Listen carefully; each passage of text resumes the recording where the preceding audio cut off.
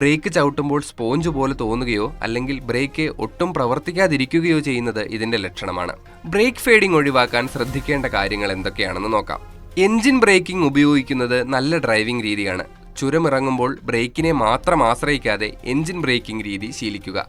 അതായത് വണ്ടി ഏത് ഗിയറിലാണോ മല കയറിയത് അതേ ഗിയറിൽ തന്നെ ഇറങ്ങാനും ശ്രമിക്കുക. താഴ്ന്ന ഗിയറുകളിൽ വണ്ടി ഇറങ്ങുമ്പോൾ എൻജിൻ തന്നെ വണ്ടിയുടെ വേഗത നിയന്ത്രിക്കും. ഇതിലൂടെ ബ്രേക്കിന് നൽകേണ്ടി വരുന്ന അമിത ജോലി ഒഴിവാക്കാം. വണ്ടി പൂർണ്ണമായും സ്വയം നിയന്ത്രിതമായ വേഗത്താൽ ഇറക്കമിറങ്ങുന്നത് അപകടങ്ങൾ കുറയ്ക്കാൻ സഹായിക്കും. തുടർച്ചയായി ബ്രേക്ക് ചവിട്ടി പിടിച്ചുകൊണ്ട് വാഹനം ഇറക്കമിറക്കരുത്.